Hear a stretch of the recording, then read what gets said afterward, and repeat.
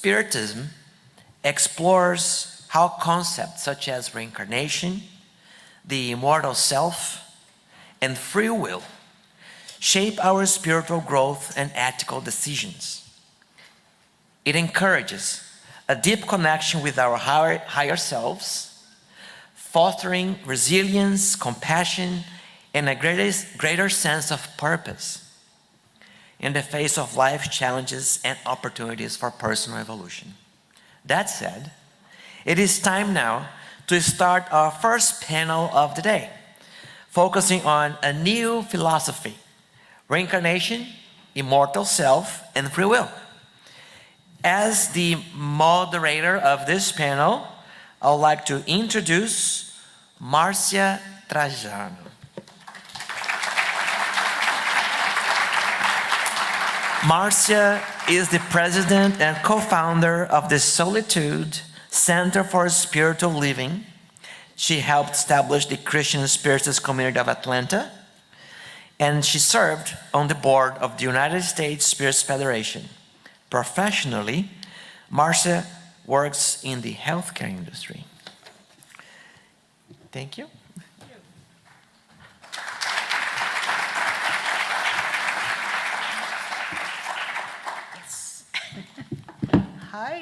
Hi everyone. It is so good to be here. I have to cheat, two cheating mechanisms. One of them is my friend Jusada. Oh, when you have a chance.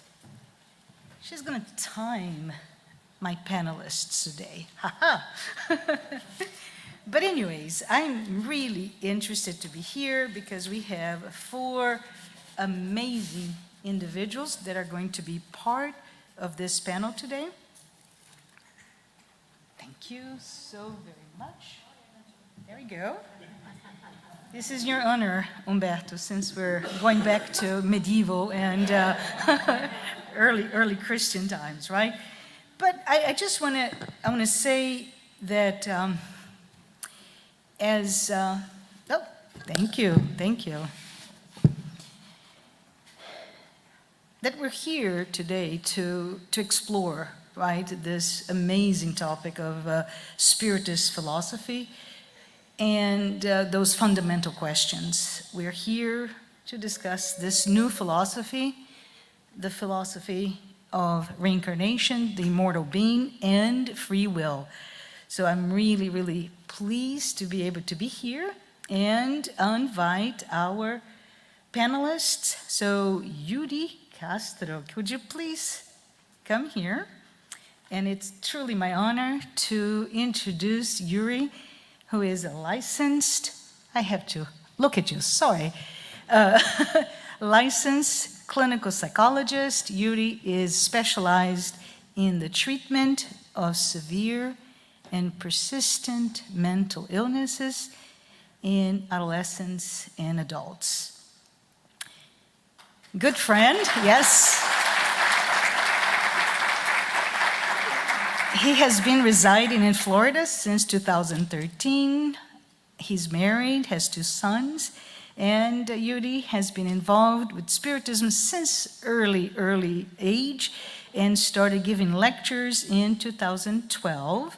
He is a volunteer of the Conscious Living Spiritist group in North Miami. Thank you, Yuri. I'd like to call Andreia Marshall-Neto.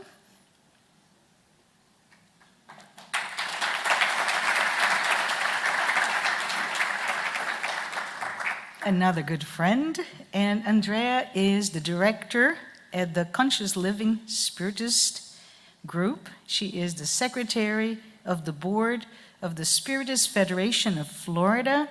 She is the managing director of Leal Publisher, an affiliated branch of Leal Livraria in Brazil, in the translation and dissemination of Divaldo Franco's Spiritist books, and she is also the managing director for FEB Publisher, an affiliated branch of the Brazilian Spiritist Federation, publisher in the dissemination of Spiritist title.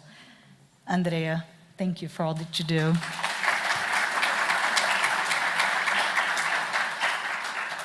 And my third one to come here, João Korngold, please.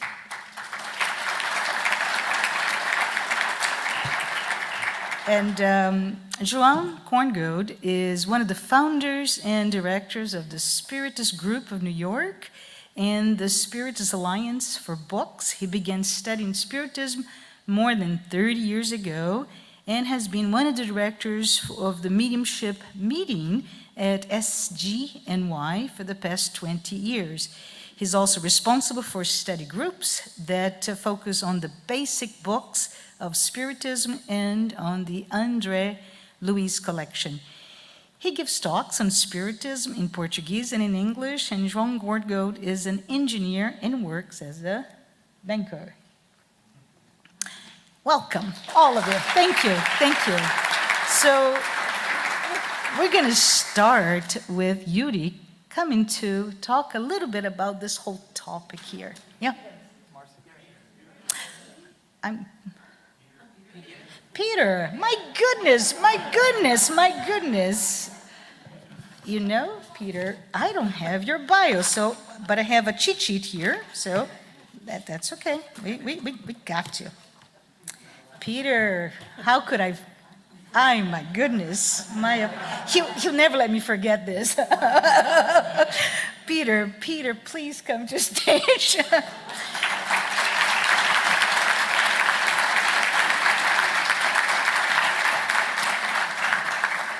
Peter, from the Spiritist group, I'm so embarrassed, Love and Light in New Jersey. Peter currently is the outreach director of the United States Spiritist Federation. He's an active participant in the Tri-State Spiritist Federation and has published several children's books. He's here with his wife, and please take a moment to also purchase his books. They're amazing.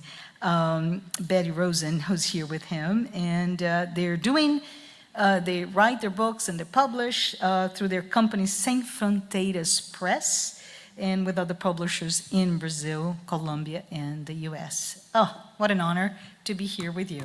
So go ahead again.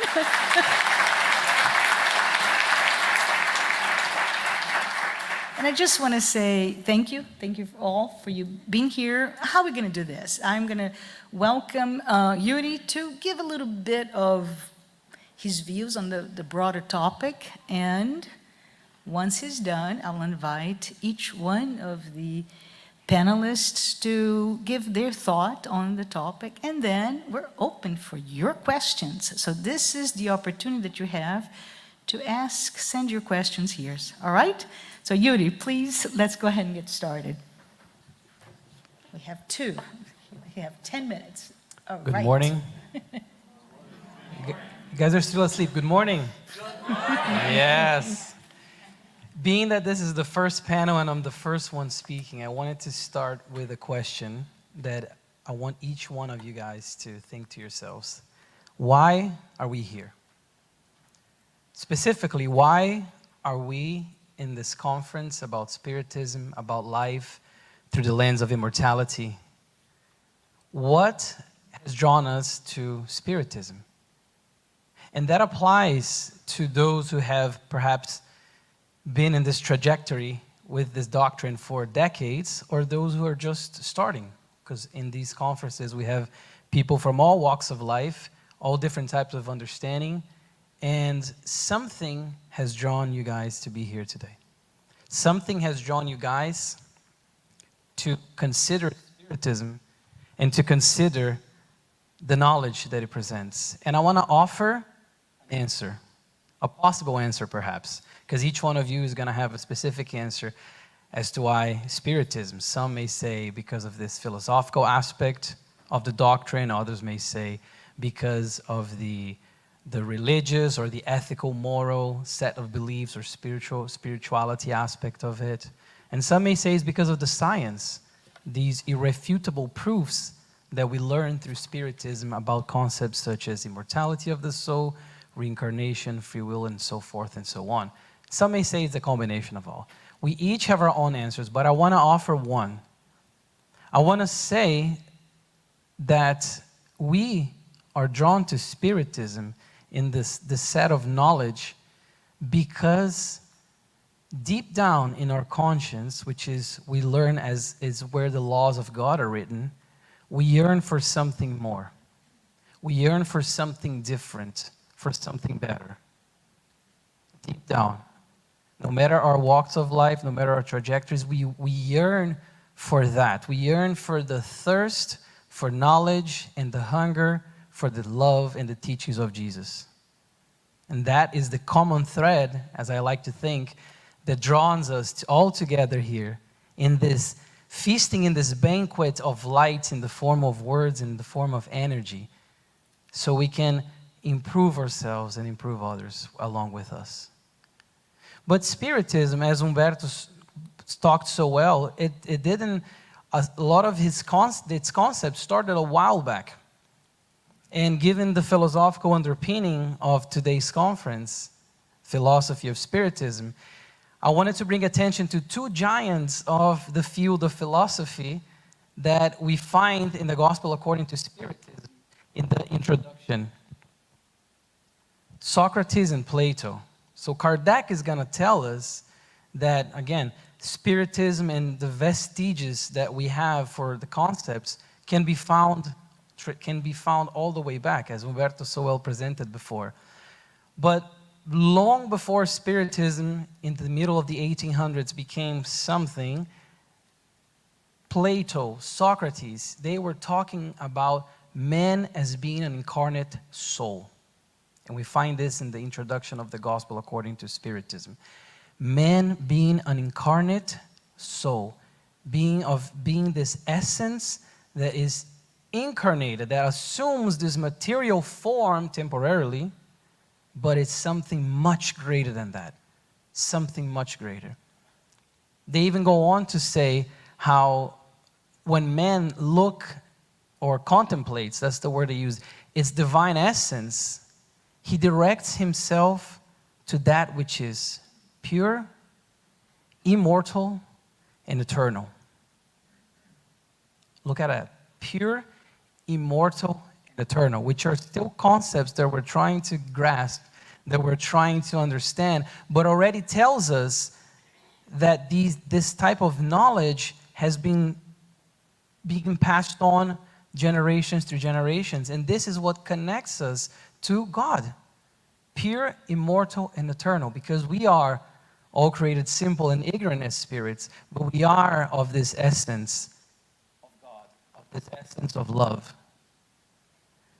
And again, with the philosophical aspect of this conference, it's important for us to have these things in mind. And Spiritism is touted as this consoler promised by Jesus Christ. The consoler. But what does it console? It comes to help alleviate pains that we have endured for far too long, for far too often, throughout our multiple reincarnations, throughout this trajectory of the immortal soul.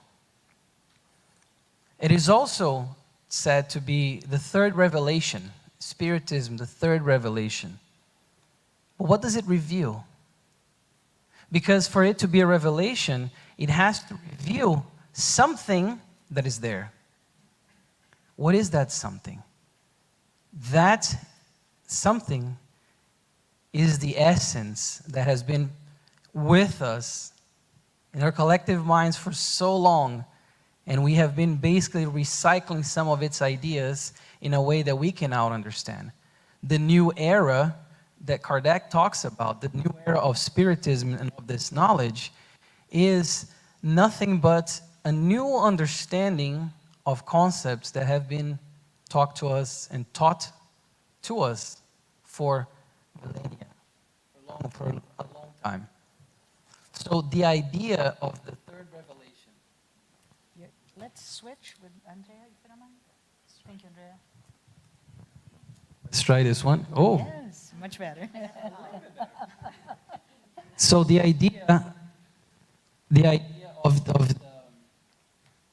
it being this third revelation, I think it's you, Yuri. I'm going to have to speak loud.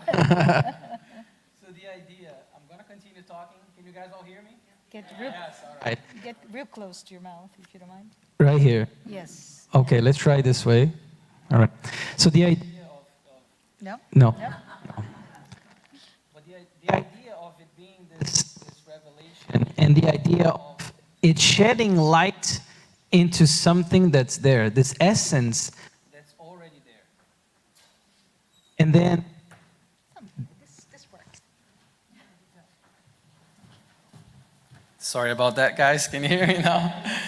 This idea that something that is already there, something that is immortal, all this knowledge that has been passed on for so long. And Kardec says that it sheds light into the mysteries of the past, but also opens the door or the doors to the future, to an understanding that gives us clarity in our minds and bring peace to our hearts, our aching hearts, our hearts that yearn for something, like I said, something else, something more, something better and something different. And this notion of the doors, of opening these doors, is something that Kardec talks about in the Gospel according to Spiritism in the introduction again, when he talks about Spiritism bringing this, or bringing and being this indispensable key. That's the terminology he uses. This indispensable key that will help us become enlightened so we can learn the knowledge once and for all, or in a way that we can also apply it. Because it's about internalizing the knowledge and also externalizing that knowledge through our actions, through our modified behaviors. So it's not dead knowledge. D-E-A-D, dead knowledge. It's externalizing that. And the key, and again, Kardec talks about how no spirit claims to have all the truth, that the ones that communicated, because not everybody or not every spirit has reached a level of maturity to be able to know all the mysteries. And so are we. We are much like that. We have now received, over almost 200 years ago, this new compilation of knowledge, this new way of looking at things that is actually a way that we can now understand, because for far too long the message of our sublime friend who graced us with his presence 2,000 years ago has been misunderstood. For far too long his teachings have led, people have wielded his teachings in a wrong way and have done awful things. But now we have this new outlook on the knowledge. And that is what Kardec is telling us, of having this understanding. If we bring the picture that Humberto showed about with the mountains, we can even think of an analogy with that the further we climb that mountain, the more we can see further ahead. Whereas if we're down at the base, still beginning that climb, we're not gonna have the capacity to look and be able to seek through. So the idea of Spiritism then, with the immortality of the soul, of the reincarnation, this process that through which we progress and we advance, because that is the purpose of reincarnation, and the free will, which is the instrument that we have acquired, we have inherited through our progress, that we use to be the authors of our own destiny and our own work. And with that, I'm going to pass the word to my friends to talk more about those three aspects. Thank you very much.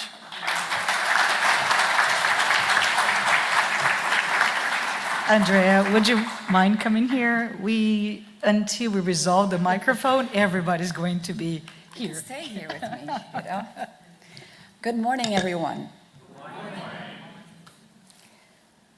Please allow me, first and foremost, before I dive into the aspect of immortality, to dedicate my effort here to a young man named Gustavo, who discarnated at a very young age, but because of this was able to lead his family into a very special path of discovery of immortality in light of Spiritism. I would also personally like to dedicate a bit of what I may know to a wonderful writer, an author, that many people do not know yet, may have heard by name, but not have opened the pages, and others may already have come to know. Sueli Caldas Schubert, whose grandson is Humberto and is here with us today.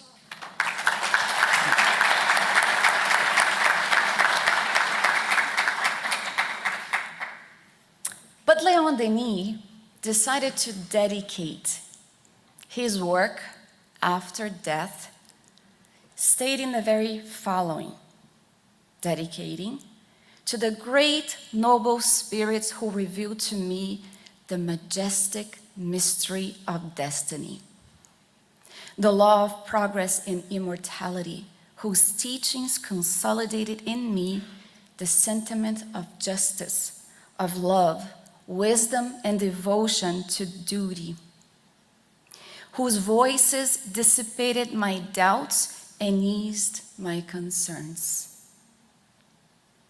To the kind souls who have upheld me in my struggles, consoled me in my trials, and lifted my mind to the luminous heights where truth resides, I dedicate these pages. It's interesting to see the word of the great poet Leon Denis, and in thinking about what I could say in 10 minutes, I started wondering if I could do a huge round table and ask each one of you what immortality means to you. How has immortality come to play, the knowledge of immortality in light of Spiritism come to play in your own life? We'd hear diverse stories, comments, thoughts, opinions, but in the end we would all come to the conclusion that having knowledge about the immortality of the soul entails, first and foremost, the idea of divinity. God created us simple and unaware in order to progress through the many comings and goings, reincarnation. Because of our immortality, giving us this idea that is very empowering in a way, because although we understand that we are immortals, reincarnation is presented to us, and I'm not going to talk a lot about it, but it's presented to us, and we make the most of it. We make the most of it. And then many will say the consoling aspect. You might even start remembering how you may have become in contact from a very deep sentimental way onto the notion of immortality. When, for example, at the age of 5.5, I met my grandfather, who was Scottish, by the way, Irish, Scottish. And I remember that I did not speak English.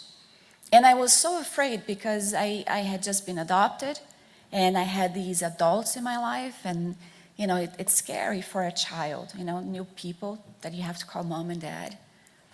But he traveled to Brazil because he lived in New York at that time, before he went to Florida. And I looked at him, he had the bluest eyes, and he looked at me. I'm not allowed to cry, but I do, because I remember the moment I felt at home. I felt connected. And so immortality also shows us that through the lives that we are in touch with, this connectedness that in reality starts with our Father who created us all, destined to the very same place, achieving it, the progress, achieving it through our immortality. Allan Kardec has an amazing long comment on question 149 of the Spirit's book, in which he starts addressing the fact that human beings instinctively, we hold the notion, the idea, the knowledge, the conviction that things do not end when our physical body perishes. And like Humberto talked about in his talk, the ideas might be diverse in many ways regarding the things that Spiritism brings us about spirituality. But Allan Kardec is going to say, in vain, they may rebel against the idea that there is nothing when we die. Because very often, when the time is approaching of death, one may wonder, what is going to happen to me? Heck, if we wonder that, and we are spiritists and we have the notion of immortality, imagine those that don't really even believe in anything. And so, Emmanuel, in the book, yep, I forgot the book. Yeah, Emmanuel. Emmanuel, the spirit author who wrote through Chico Xavier, he wrote the following. He said, "Remember immortality, our divine inheritance." That's our divine inheritance.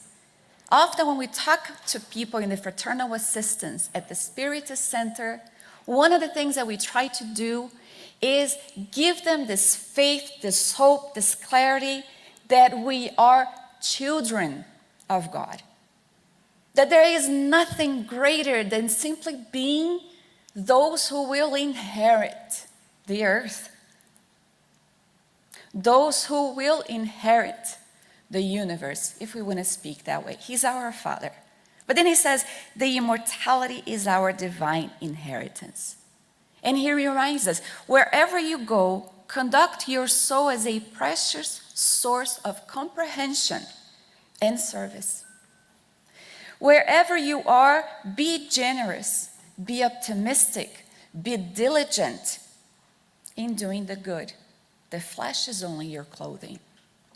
And not only that, Allan Kardec is going to remind us that life in the physical body is that but a stepping stone towards our ever ascending journey, towards perfection, towards the life of the one that we so admire, that presented himself as being our master, guide and role model, as the benefactors answer Kardec as far as thinking about Jesus. That's our destiny, which is why he said, you can do all that I can and much more. And at that time, we couldn't really grasp the idea of what he was talking about. How can I do so much like the Master does and so much more now? Well, rationally, one can't. We can't. But if we look for the future and we see the many comings and goings, the many experiences in the flesh, whether Bostonians, or Floridians, or Brazilians, or Canadians, or wherever it may be, white, black, Christian, Muslim, it doesn't matter. It is going to be through those many comings and goings that we will exercise all the potentialities of the soul, finding itself yet in seedlings, but able to, through the waters of the tears, the sacrifices, the work of being able to pluck away that doesn't work, that would kill a plant, whatever it may be, to eventually flourish into the beauty that we are all destined to. The end.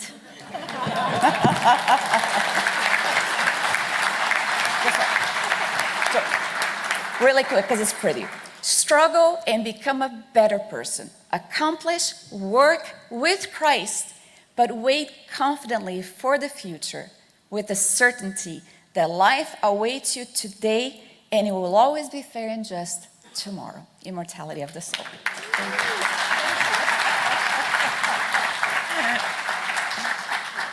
João, would you mind coming here? João will continue this discussion talking about Reincarnation. reincarnation. Thank you. Thanks. Morning. Nice to be here amongst friends once again, like we've been doing every year. And when Naur was presenting, introducing everything, and the symposium, the third symposium here, right? The theme of the third symposium was reincarnation, right? And 15 years later, we come to 10 minutes of reincarnation only, right? That I'm responsible to deliver. And I wanted to approach reincarnation from a philosophical point of view. And when I was studying a little bit, I went to our new resource, which is called artificial intelligence, right? And I wanted to find the origin of the word reincarnation. Where did it first start? Because we know the concept of reincarnation has existed forever, right? Since we were incarnated here for the first time on Earth, all the civilizations have some notion of coming back to life, of being reborn, of having a new existence, but without the word reincarnation. And I found through artificial intelligence, Humberto, that the term reincarnation was coined by Allan Kardec. And then you brought that it was not. So I'll leave to you. But without doubt, Kardec was the one that popularized the term. Before Kardec, reincarnation was not used in general, widespread terms. Reincarnation comes from the Latin, come back to the flesh, right? And so it makes sense that originated in French and not in English. But again, open for discussion. The same is the word medium, right? That a lot of people say that it was first coined by Kardec, and Humberto said it was coined by Post, right? And I believe you. But Kardec was the one that really popularized the word. Now, from a philosophical point of view, right? First, do you know how many Americans believe in reincarnation? According to the latest research poll done in 2018 by the, I forgot the name of the institute, one very famous one, 33% of Americans believe in reincarnation. 32%, that's 1/3 of the Americans. Now, of the 33%, 32.9 have no idea how it works. They just believe in reincarnation. So we spiritists, we have the how, we have the understanding, we know how it works. So we shouldn't say we believe in reincarnation, we should say we know that reincarnation exists, right? Because for those that believe, you can believe today and you can stop believing tomorrow. Do any of you are going to stop believing in reincarnation at any point in the future? Unlikely, right? Because we learn so much about it. Now, then we go to talk to friends out there and we start talking about reincarnation. How can we talk from it for a philosophical point of view? I think the best way is to approach in the sense that Kardec did in question 222 of the Spirit's book. It's a long dissertation by Kardec, 8 pages, and it really brings us the full idea of how to approach reincarnation in a philosophical sense. Thinking, look at the differences between us all. How can we be living here in our first existence? Or this is our only existence. So if it's our only existence, what happened before? We didn't exist? If we existed, it didn't exist? Why so many differences, right? I like math. Humberto likes literature, he's a writer. Why he's a writer and I'm not? I can't write, I can barely translate. So, you know, why the differences? Reincarnation gives us the answer. Dr. Ian Stevenson proved to us that reincarnation exists. He published books that he did his research and he proved that reincarnation existed. We spiritists have the duty to take it a step further, to explain how the process works and why. So why we are here, why we have to go through this existence that sometimes is so difficult, so hard, and why some people seems to have all luck in the world, some people seems to have all bad luck in the world.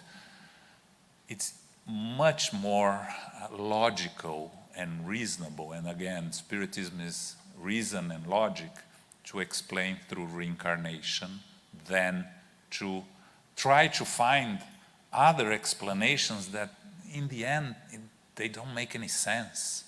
So when we talk about reincarnation, and if you want to talk about reincarnation with someone, bring this aspect. Ask them to prove why not. How can you explain, right? And then the best answer that people will come with is, oh, it's chance. So everything happens by chance. And if they come with these explanations, very hard to argue against, because if you believe everything happens by chance, the universe happened by chance, then fine.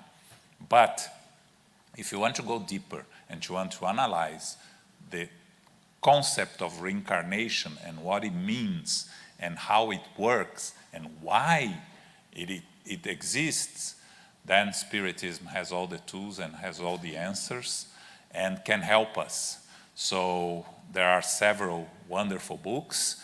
When we talk about reincarnation, I always go back to Missionaries of the Light. It's the third book of the collection of Life in the Spiritual World by Andrea Luiz and Chico Xavier. The best description of reincarnation from the point of view of the spirits from the spiritual world, especially chapter 13, when we learn about the reincarnation of Sigismundo. And I highly recommend everyone to read, reread, and study if you want to go deeper into reincarnation. But I think that's enough for us. Thank you very much. And let's continue with Peter.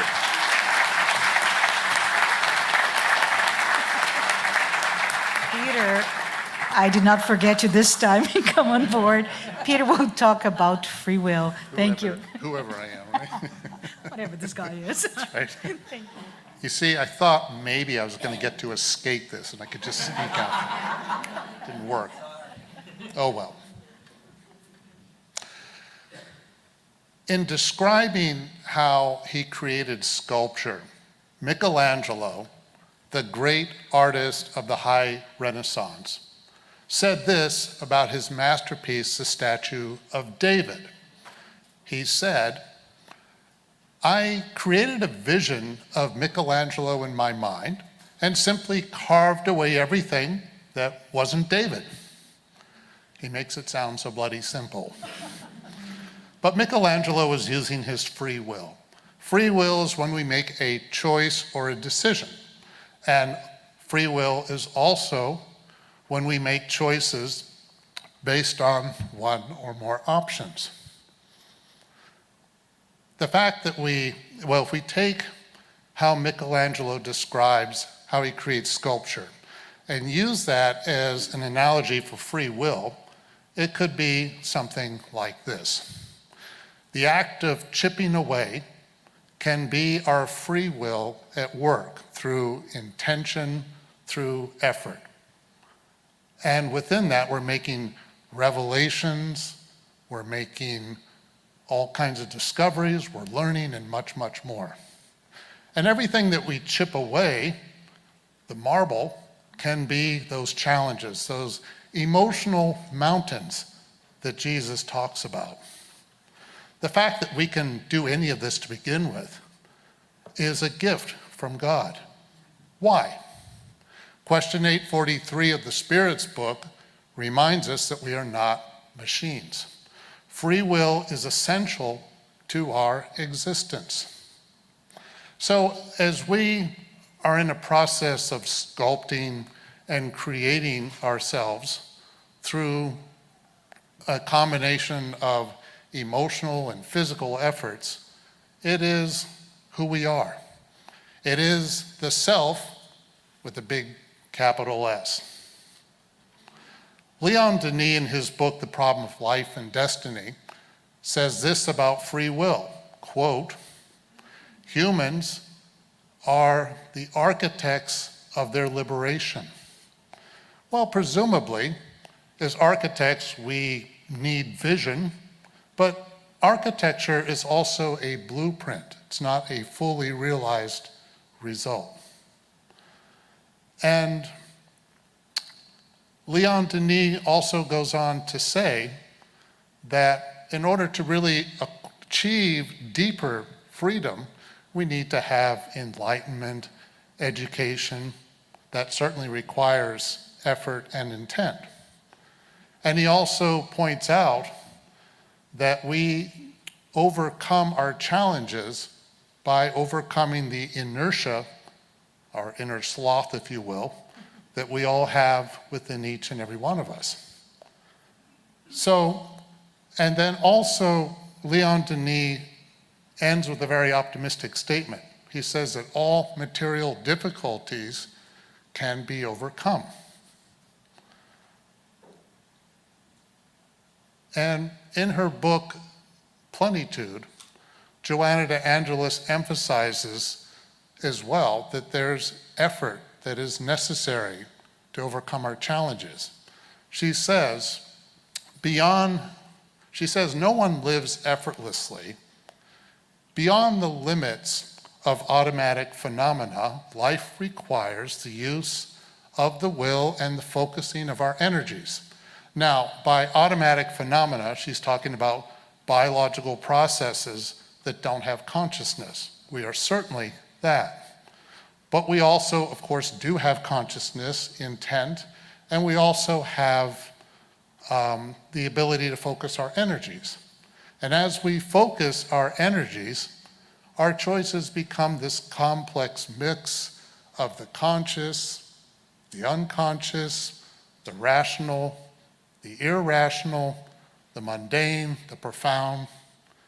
And our free will is often operating within limitations of one kind or another. If we're going through major periods of expiation, how much free will do we really have? And there are times when our choices can lead to profound and significant changes as to who we are. Other choices, not so much. But it's those small choices that do play a role. So, as we think about how we conceive ourselves through, again, a combination of conscious and unconscious efforts, do we really have any idea what we are and what we're doing? Well, free will is a major engine of our existence. But at the same time, how much awareness do we have of what we're doing? Not all artists function like Michelangelo, who was able to see the finished result before he even began to carve. The great 20th century artist Pablo Picasso did not see a finished painting before he began to paint. In fact, he kind of rebelled against that idea. When Picasso was asked, "Where do your ideas come from?" Picasso said, "I don't have a clue." He said, "Ideas are starting points." He also said, to know what you're going to draw, you have to begin drawing. So was Picasso using his free will? Absolutely, every step of the way, but he was doing it unconsciously. He thrived by being in the moment. And that's one of the great joys of creativity in art. But not just art, life in general. How often are we using both the conscious and the unconscious as we move through our lives? So, one could say that we do need intention in order to operate our free will. But sometimes we need to be unaware of what we're doing. Okay, but what about morality? Do we need consciousness and intent to develop our morality? Well, Leon Denis in his book, The Problem of Life and Destiny, stresses that free will is essential to morality. Why? Responsibility. As we learn, we use our responsibility more and more. We take on more and more responsibility for the things that we do and the things that we don't do. So as we increase our responsibility, which develops our morality, then we could say that our choices should and must become more conscious and more deliberate as time goes on. Morality brings us closer to God, according to the earlier part of the Spirit's book, question 11, by the way. So if that's true, are we really being guided in how we use our free will? Are we being nudged along? Do we really have a choice in the grand scheme of things? Sure, for a while. But according to the law of progress from the Spirit's book, the answer is not really. No. And how much time do we have to develop our free will properly? I don't know if anyone can really answer that question. But since life through the lens of immortality is the theme of this symposium, I'm going to wrap up by trying to add this to the theme. Without immortality, our free will is rather limited. In fact, I'll go further by saying that without an immortal soul, having free will is almost meaningless. Why have such a complex, intricate gift of free will if we are barely given a chance to use it? By the way, in chipping away and carving everything that was not the statue of David, Michelangelo was not playing God. Although if you ever get to go to Florence and see the statue of David in person, it can feel rather lifelike, almost beyond words. But Michelangelo was humble about his place before God. He said, "Only God creates. The rest of us just copy." Thank you.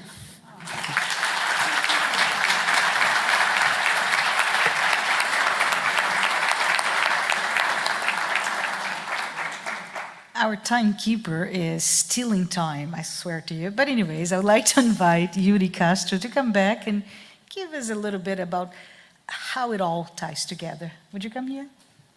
Or do you want to sit there? Let's try the microphone. Yes. Testing. I don't know if it's on. It's on. Testing.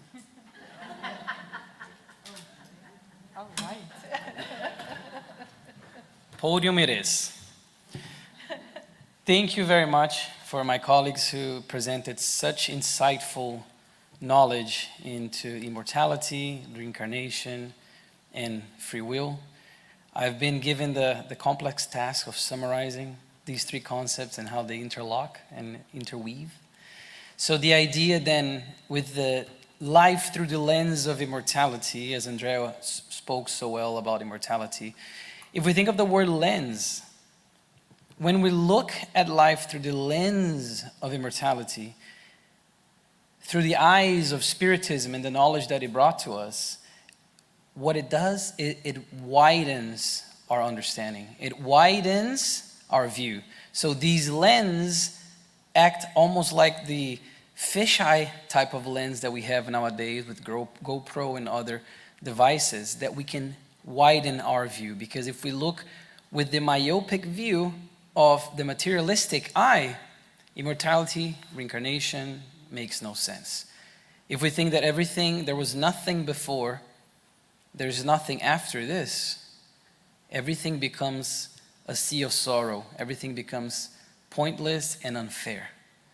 But when we see life through the lens of immortality, it's like we're widening our view. And we see that there's something before, that we have something now, and there's going to be something after all of this passes. And then, how do we progress? As João talked about, bringing the Spiritist book, through the process of reincarnation. And the word itself gives us the key to that. Incarnation, the act of coming into a body, a material body made of flesh. But the re in the word is the interesting piece, because if we think of the re, it's almost as doing it again. But in the same way that when we have to redo something, let's say in school or at work, that we did wrong perhaps, when we redo, we do it better. We have to do it differently. So the reincarnation then serves this purpose, as its own name already tells us, of fixing past mistakes through expiations, which is nothing but the restoration of balance that was once lost, as Joanna De Angelis says in the book Plenitude. Restoring a balance that was lost, and we expiate to restore that balance. Or, as also question 132 of the Spirit's book, when they ask about the aim of reincarnation, the trials that we embrace in order to progress, in order to shape ourselves, in order to do what Peter was talking about with the statue, where we ourselves, being this brute marble, through the reincarnation, through the free will, we can start chipping away at those pieces that do not belong to the plenitude of our spirits. And we can start to chip all of that weight, all of that impurity, all of those sediments that do not belong there. They're not going to belong there when we reach that state of plenitude. And we can start to chip those away through the process of the reincarnation, trials and expiations, and very importantly, through the use of our free will. As Peter said so eloquently, this instrument that we all possess, that we can make a difference in the present, because we cannot change the past. And there's a lot about the future we can't really control, but we can definitely control the present. We can definitely control our own actions, and how we move from now on.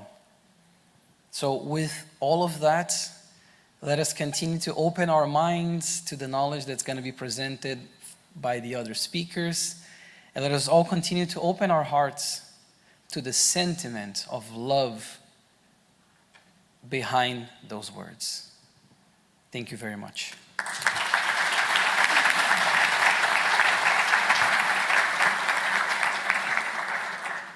Did we receive any questions from the audience? Well, I have a few minutes, so I have a few questions to ask, shall we? So I wanted to Andreia, she has the microphone. Let's see if it works. But Andreia gave a beautiful clarification about immortality. So can you provide maybe examples of Jesus' teachings in which immortality is directly linked to the very sought kingdom of heaven? No, come on in. It's a very fluid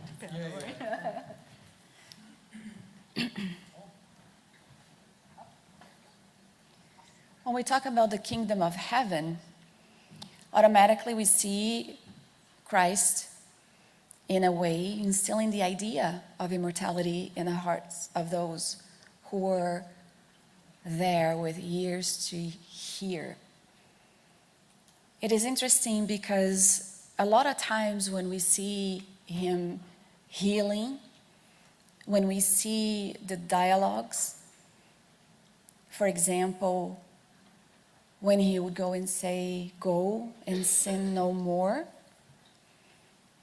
in which he wasn't talking about the time, the present time that had brought on an illness. Much later on would we understand the aspect of the law of cause and effect, and how everything that we do does cause an impression on our perispirit. In joking with a youth, a teenager at our center, I said, just to make it easy to understand, who here remembers carbon paper, right? That's what I said. See, some people went like that, right? But the teenager's like, carbon paper. She had no idea.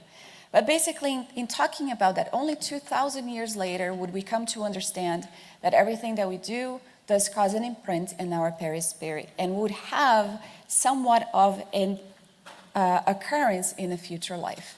Instilling the idea of the kingdom of heaven also gave us the notion of immortality, because the kingdom of God is within you, right?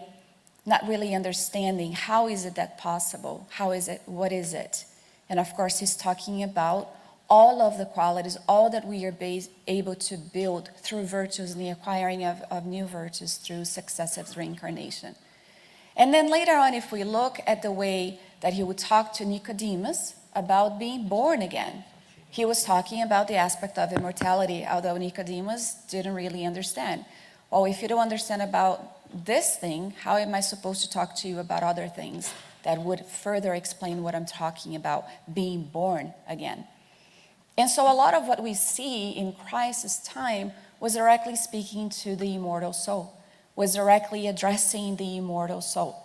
Some had an understanding of it, came to understand. Others, like us, perhaps we were there, we did not. And this is why the Spiritist philosophy, body of knowledge, is known as the third revelation, for it reviews things that Christ talked about in dealing with the immortality of the soul that we could not understand, and today it makes it very easy to do so. Hopefully I answered that. Yes. Yeah.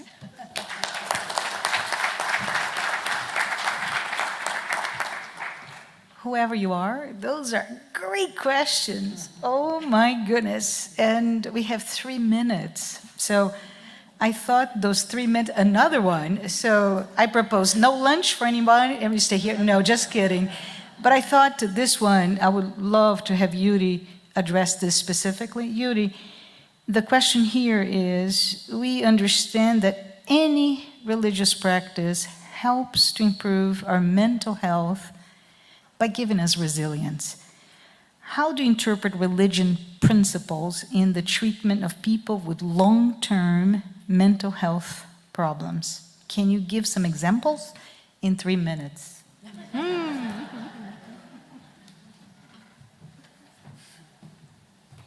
Thank you for the question. So mental health now more than ever, and I know it's my field, but I have to say that it's been the forefront of a lot of the talk, a lot of the awareness surrounding mental health. And it's not for nothing. Nowadays, the materialistic grasp is still very strong, and more we're seeing a disconnect between that which is eternal and that which is material. And we're seeing a lot of these disorders, mental health disorders, as we diagnose them through the DSM-5 TR. We see a lot of that in our daily lives. Religion, as whoever asked this great question, indeed helps us build resilience, helps build connection and belonging. Because a lot of the times, these conditions, and we can spend 3 hours here going through the DSM and looking at about all these conditions, a lot of them has to do with a feeling of hopelessness. And especially if we're talking about major depressive disorder, suicidal components of that disorder, hopelessness is the common thread between that and the suicidal ideation, intent, or plan. And the idea behind having religion align with mental health, and just to make a parenthesis, Joanna De Angelis brings us amazing insights into this bridge between psychology and religion. But the idea is for these religious practices or the religious belief to be intrinsic with the treatment of mental health, because again, if we look through the fisheye lens of immortality, reincarnation, and free will, we know that a lot that happens in mental health, a lot of the struggles, the symptoms are from either past lives or either from spiritual obsessors. There's way more than clinical psychology. A lot of the clinical psychology, I'm not going to say all of it, still is very limited in its own view and its own practice. So there are, to answer the question, there are a lot of practices that directly involve religiosity in the treatment of mental illness, particularly the severe and persistent mental illnesses. and they're all very important. For my personal work, I don't get to use, unfortunately, I don't get to use that very directly as I would like, but it's even then, even using it indirectly and taking the concepts and applying them in therapy and treatment of mental health conditions, we can see the results, the amazing results that this open and wide lens provide us. Thank you.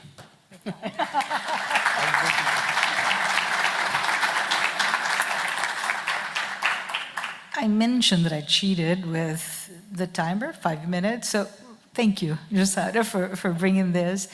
I also am going to cheat. For all of those who have sent your questions, we have an Ask Me Anything panel that we can address them. So thank you, keep them coming, and thank you all of those who are here through the web, all my wonderful panel, including Peter. Thank you so very much.